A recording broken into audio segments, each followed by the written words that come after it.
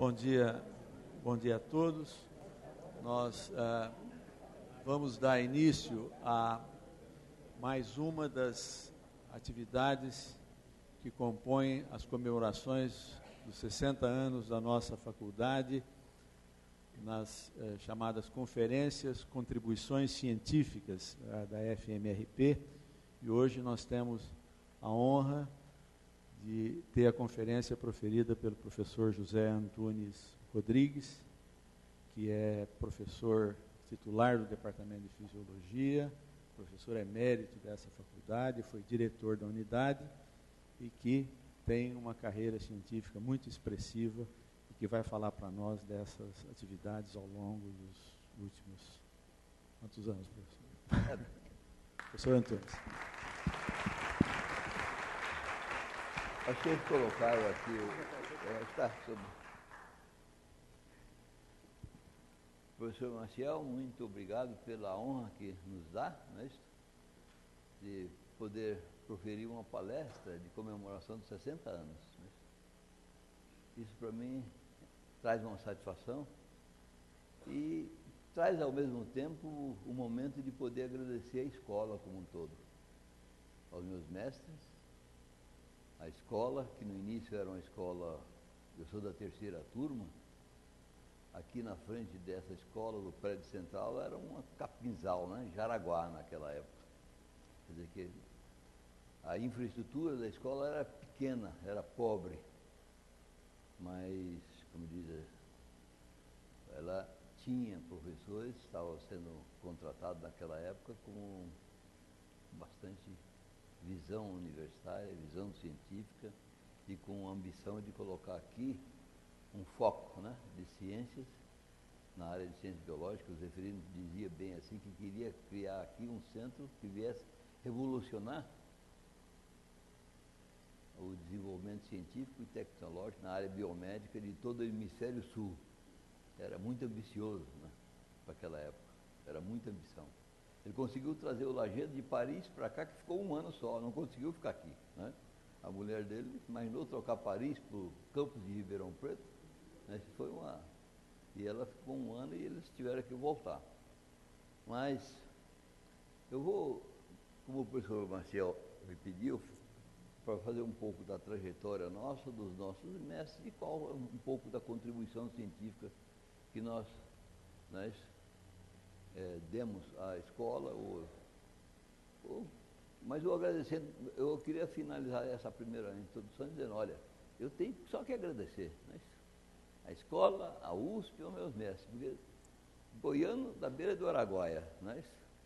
Naquela época não tinha nem estrada para chegar aqui, vinha de caminhão, de Goiânia para cá, tá certo? De carona, a maioria das vezes era. Ou então DC3, DC3 a gente não tinha dinheiro para o DC3, né? Então era isso. E a gente poder chegar aqui, em Ribeirão, e encontrar uma escola nova, não é isso? Em que os mestres tinham pedigree, eu diria o seguinte. O Sérgio Ferreira não está aqui, mas eu queria falar para ele que ele é amigo de prêmio Nobel, não é isso? Ele tem vários prêmios Nobel, amigo dele. E a gente é neto de um prêmio Nobel. O professor Ussai, não é isso? É o mestre do Covian. Ele foi prêmio Nobel da Fisiologia e Medicina e é o único prêmio Nobel da Latinoamérica. Então a gente tem esse. E quando o Covian veio aqui, ele disse que encontrou um grupo de docentes.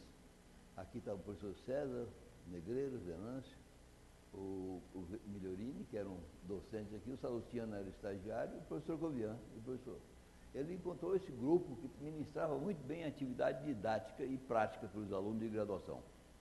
Então esse era um curso que era bem dado, eu fui aluno da terceira turma, estou 58 anos dos 60, nós aqui na escola, dos quais 52 como docente, 52 como docente. E o trabalho, segundo o Covian, o trabalho principal dele, isso aqui a NET colocou num texto que ela escreveu, o nosso trabalho principal foi iniciar o desenvolvimento da pesquisa na escola, pesquisa no desenvolvimento. Ele tinha uma formação de neurofisiologista da Johns Hopkins, né, com Werner Castro, Kurt Richter, e ele usava lá o MD corticação nos gatos E ele começou a atividade científica dele implantando a técnica da hemidecodificação no rato. E quando ele veio para cá, na área da neuroendocrinologia ou da endocrinologia, a preocupação principal dos pesquisadores mundiais era como o sistema nervoso central controlava as glândulas endócrinas. Mas era uma etapa importante naquela época e todo mundo preocupava. Eu convivi com esse modelo, aqui está ele fazendo a cirurgia, eu estou aqui assistindo, ajudando, e o Oswaldo Delvecchio lá atrás.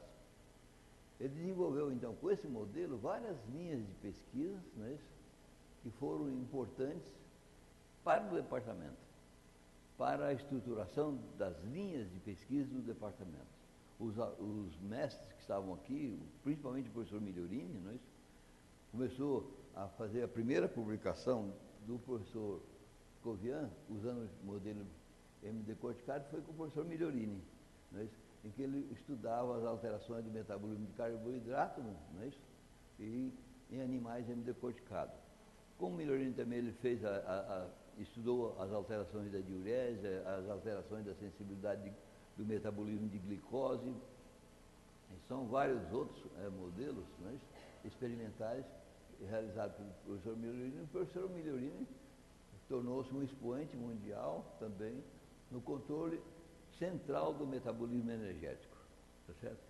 Essa é uma das coisas que percebe que foi uma linha desenvolvida nesse sentido. O professor Krieger, por exemplo, desenvolveu também aqui, quando ele voltou e foi integrado ao departamento em 58, ele desenvolveu também uma linha de pesquisa com a desinervação, não é isso, da região sino-aórtica dos baroreceptores. Então aquela foi uma linha que ele desenvolveu e criou uma escola de fisiologia cardiovascular que é importante no Brasil, como também no exterior. Então, eu acho que essa é uma das coisas excelentes. Aqui também, com o Migliorini, com o Covian, né, se ele fazendo a hemidecodificação, eles notaram as diferenças dos órgãos sexuais acessórios do hemidecodificado, as vesículas seminais e a próstata eram mais pesadas no animal hemidecodificado do que no animal controle. Nesse momento surgiu aquela ideia de como é que o sistema nervoso central estaria modulando para que, uma vez que você tira o neocórtex e o arquicórtex, houvesse um aumento da secreção de gonadotrofinas no sistema circulante. Então o SAI, por exemplo, chegou nessa época, ele falou, por que não testa o LH, né? O LH, o FSH, principalmente o LH, que é através da próstata, etc. Nós não tínhamos essa metodologia. Naquela época era o bioensaio que a gente tinha, tá certo? Não tinha essa metodologia. Então, isso demorou um pouco para que a gente pudesse. Então, um terceiro trabalho publicado pelo Covian e Migliorini também foi as alterações das adrenais após a hemidecodificação. E aqui é onde eu entro no cenário, quer dizer, comecei fazendo um trabalho do apetite específico. Ver se no animal hemidecodificado, essas alterações no peso da glândula endócrina, aqui no macho há uma diminuição e na fêmea há um aumento, repercutiam, né, no animal, na fisiologia sistêmica do animal, mudando o comportamento para o apetite para o sódio. No caso desse, aqui mostrou que esse animal hemidecodificado macho tinha maior apetite para o sol, enquanto que o animal hemidecodificado fêmea tinha menor apetite ao sol. Quer dizer, mostrando que tinha uma correlação morfofuncional, quer dizer, desses estudos aí. Então, diante desses trabalhos, aí o professor Covian discutiu conosco, naquela época a gente tinha uma reunião às 7 horas da manhã, todos os sábados, onde os docentes estavam presentes, os alunos de iniciação científica também. O único monitor era eu naquela época, tinha um monitor, a gente participava da reunião e apresentava os dados da semana. O que a gente pretende fazer com o nosso grupo aqui, toda semana alguém apresenta o que está fazendo, não é isso? Quais foram os resultados obtidos. E o Covian fazia isso. E, às vezes, alguém fazia uma revisão, etc. Todos sábados. E o Covian, então, falou, olha, nós precisamos pegar, então, orientar a pesquisa no sentido que as áreas mais importantes que vão do sistema nervoso central, do arquicórtex e do paleocórtex, são o complexo amidaloide e a área septal. Vão dirigir, e o hipotálamo, é claro. E para mim foi atribuído fazer as lesões hipotalâmicas, tá certo? lesões hipotalâmicas, estudar o apetite por sódio, água e sódio. E a gente fazia lesões de acordo com o Craig Johnson, 1 por 1 milímetro para trás, tá certo? E aquilo era impressionante, é um trabalho de Jó, né? E a gente descobriu que quando se fazia lesão do paraventricular, do supraóptico, o que acontecia com o apetite específico para o sódio e para a água? Olha aqui. Aqui a água, durante 15 dias do período de controle, fazia lesão hipotalâmica, havia uma alteração momentânea da ingestão de água que retornava ao normal. Mas o apetite por sódio, ó, ficava zero, praticamente por 100 dias nós conseguimos acompanhar. E esse animal, ele respondia de forma diferente às variações do sódio sistêmico. Quando ele dava uma substância natriurética, tá certo?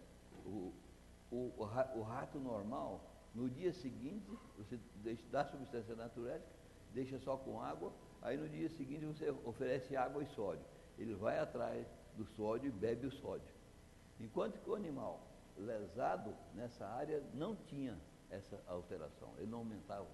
Então, com isso surgiu a ideia, olha, tem 2 áreas aqui, essa área é uma área que inibe, tinha uma outra área aqui que fica lateral, aqui a eminência mediana, que aumenta. Isso ficou claro que o hipotálamo tinha 2 regiões que aumentavam e diminuíam. E com o Covian, como tinha um polo de atração de jovens, o pessoal da odontologia, da farmácia de odontologia, o Kleber, Geraldo Gentil, o Sérgio Petenucci, de Araraquara, o Saad, o Luiz, eles vieram para cá e o Covian deu o modelo da amígdala, né, e da área septal para estudar. E com esses dados, o Covian acabou descrevendo um circuito neural no qual o nosso trabalho de área do hipotálamo, lesando o hipotálamo, tinha uma região que inibia a injeção de sódio, enquanto que outra mais lateral aumentava a injeção de sódio ou excreção. E essa área era modulada, né, pela amígdala e pela área septal. Os dados sobre o bulbofatório também foram feitos pela Argentina, a Emma Chiaravico, em 68, 69, 70 e 72. Ela era discípula do Talenic, um dos pioneiros da endocrinologia e da neuroendócrino, também latino-americana, que trabalhou também com o mestre Macan, lá em Filadélfia. Depois do doutorado, então veio a nossa preocupação com a nossa formação. E a formação aqui, doutorado era para o exterior. Não tinha o doutorado de você fazendo o pós-doc no próprio país, não tinha área bastante desenvolvida, poucos eram os núcleos que nós tínhamos no país de fisiologia. O ICB aqui, a Minas Gerais, o Rio de Janeiro, principalmente na área de biofísica, eram os polos maiores e também lá no Rio Grande do Sul, né, no qual o professor Krieger foi originário de lá. Bom, e com isso, então, o que eu estava comentando, a gente foi para o Macan. E para o Macan, eu fui numa época de sorte. Eu falo que eu sou um cara de sorte. Eu nasci com sorte. Tinha um pai bom, achava que eu precisava estudar, vim para a universidade, encontrei gente boa que me orientou, me deu ambiente, me deu todo apoio para poder estudar e fui para o Macan, numa época em que estavam preocupados com quais seriam os hormônios produzidos pelo sistema nervoso central que poderiam ir através do sistema porta até a hipófise, aumentando a secreção dos hormônios hipofisários, ou inibindo no caso da prolactina. Então, nessa época, fui para lá e foi para mim importante, de 64 a 66, onde eu aprendi as bases do ensaio biológico, né? Que ele purificava os fatores hipotalâmicos, a gente aprendeu a parte bioquímica de purificação, separação, e depois cada fraçãozinha daquela que aparecia, a coluna era de Cefadex, era uma coluna, cadê o cotinho? Está aí, né? Era coluna de 2 ou 3 metros de altura, né? E aquilo ficava dias e dias funcionando e coletando frações, 1 ml de frações. E pela media proteína, onde tinha pico de proteína, era ali que nós íamos trabalhar. Muito bem. Com isso eu aprendi as técnicas, olha, a técnica de purificação do fator de liberação do LHRH, foi publicado aqui em 1965. Depois também o fator a administração do LHRH sobre a atividade do plasma em ratas com diferentes fases do ciclo. Esse era um trabalho nosso naquela época, e que era bem conceituado, e o Macan era um cara que produzia muito. Ele era bom, mestre, orientava a gente discutia, planejava e fazia experimento. Discutia, planejava, era o tempo integral para isso, fiquei lá dois anos com ele. Nesses 2 anos eu publiquei 16 trabalhos, mas não isso. Né? Ele era uma máquina de escrever, e a gente tinha que ser uma máquina de produzir dados para ele, tá certo? Quer dizer que era pós-doc, eu estou querendo aprender, eu quero aprender todas as técnicas que tivessem ao meu alcance, não é isso? Então para mim foi muito fértil, e foi muito fértil para nós também. Eu digo para nós porque o Macan foi uma pessoa que nos apoiou durante todo o tempo de sua vida aqui em Ribeirão Preto, desenvolvendo o núcleo de neuroendocrinologia. Nós somos um dos principais núcleos de neuroendocrinologia do país, não somos o melhor, mas somos um dos principais, tá certo? E além disso, nosso núcleo foi o primeiro a implantar a técnica de radioimunoensaio no país, para dosar hormônios e para usar do plasma de rato. Foi feito aqui em Ribeirão, depois espalhou para o país inteiro, como tem aí. Em São Paulo, eles trouxeram a Rosalyn Elo em 70. Nós fomos em 68, 69 buscar essas técnicas para implantar aqui. Tá certo? E graças a Deus nós fomos bem sucedidos nisso aí.